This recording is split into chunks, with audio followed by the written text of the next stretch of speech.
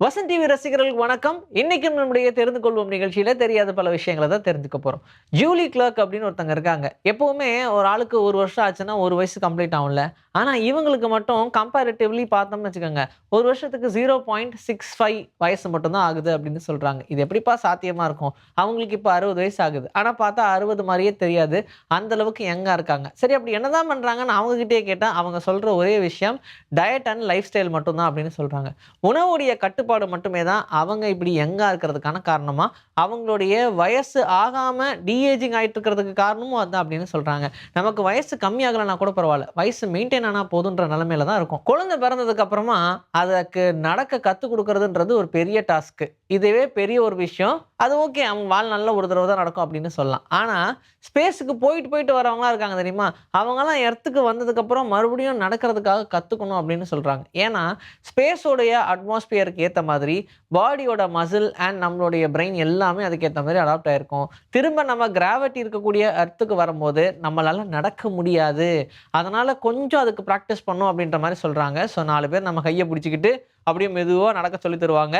இது எப்பப்போலாம் ஸ்பேஸ்க்கு அவங்க போயிட்டு வராங்களோ அப்பலாம் நடக்கும். ஸ்பேஸ்க்கு போகலனா கூட நாசா ரிசர்ச் சென்டர்லயே ஸ்பேஸ் மாதிரியே ஒரு ஆம்பியன்ஸ வச்சிருப்பாங்கல்ல. அங்க போயிட்டு ரொம்ப நேரம் இருந்தா கூட அவங்களால நடக்கிறதுக்கு கஷ்டமா இருக்கும் அப்படின்னு தான் சொல்றாங்க. ஏதாவது ஒரு சேட் ஈவென்ட் நடந்துருச்சுன்னு வச்சுக்கோங்க. உடனே அழுகணும் அப்படின்றது தான் நம்மளுடைய மைண்ட்ல தோணும். ஆனா இப்பல்லாம் யார் கண்லயும் தண்ணி வரதில்ல. வெறும் சோகம் மட்டுமே தான் இருக்கும். ஆனா அழுதால் மட்டுமே தான் மைண்ட்ல இருக்கக்கூடிய டென்ஷன் குறையும் அப்படின்னு சொல்றாங்க.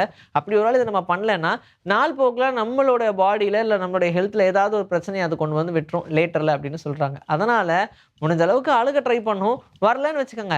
ஏதோ ஒரு சேட் சாங்க கேட்கலாம். ஆனா ஒரு நாளைக்கு ஒரு வெங்காயமாவது வெட்டிடுங்க. கண்ல இருந்து கண்டிப்பா தண்ணி வந்தே ஆகணும். சித்தார்த் அப்படின்ற ஒரு பையன் அவங்களோட மொபைல வச்சு ஒரு ஆப்ப கண்டுபிடிச்சிருக்காங்க. அந்த ஆப் என்ன பண்ணுது தெரியுமா?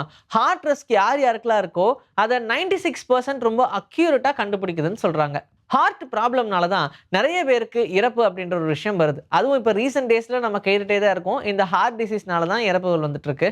40 வகையான ஹார்ட் டிஸ்க்க முடிஞ்ச அளவுக்கு சீக்கிரமா இந்த ஆப் கண்டுபிடிக்குது அப்படின்றது ஒரு பெரிய அப்ரிஷியேட் பண்ற விஷயமா தான் பார்க்கப்படுது.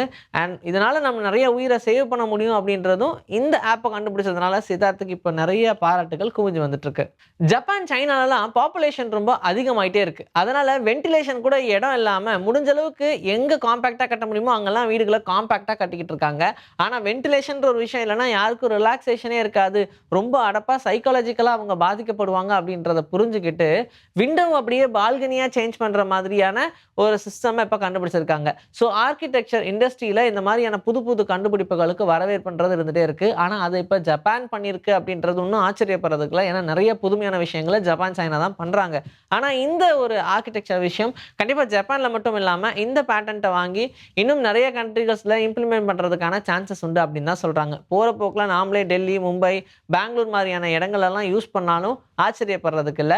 என்னதான் விண்டோ அப்படியே டைரக்ட்டா பால்கனியா கன்வெர்ட் ஆனாலும், ரொம்ப சூப்பரான ஒரு ரெசிஸ்டன்ட் கிளாஸா தான் போட்டிருப்பாங்க. அதனால பிரேக்குக்கான சான்ஸ்லாம் இருக்காது. ரொம்ப ஸ்ட்ராங்கான ஒரு வடிவத்தில தான் இத வடிவமைச்சிருக்காங்க அப்படின்னு சொல்றாங்க. வாய் பேச யாரால தான் முடியலையோ, அவங்கலாம் சைன் லாங்குவேஜ்ன்ற ஒரு விஷயத்த ஃபாலோ பண்றாங்க.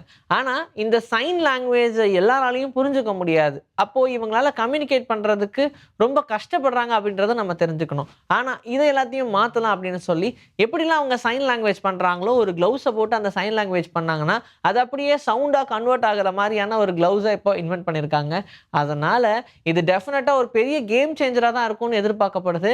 இந்த கிளவுஸ யார் யாருக்கெல்லாம் வாய் பேச முடியும், அவங்க போட்டு அவங்களுடைய செய்கையில காமிச்சாங்கன்னா, ஆட்டோமேட்டிக்கா இது வேர்ட்ஸா டிரான்ஸ்லேட் பண்ணுது. அதனால டெஃபினட்டா இது எல்லா மொழிகள்லயுமே, எல்லா லாங்குவேஜ்க்குமே தேவைப்படும். பெரிய வரவேற்பு இதுக்கு இருக்கு அப்படின்னு தான் சொல்றாங்க.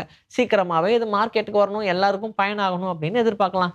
இன்னைக்கு நம்மளுடைய தெரிந்து கொள்வோம் நிகழ்ச்சியில தெரியாத பல விஷயங்கள தெரிஞ்சுக்கிட்டோம். இதே மாரி சூப்பரான கன்டென்ட்டோட உங்கள நான் வந்து சந்திக்கிறேன். Until then this is bye from Vijayasri. Take care.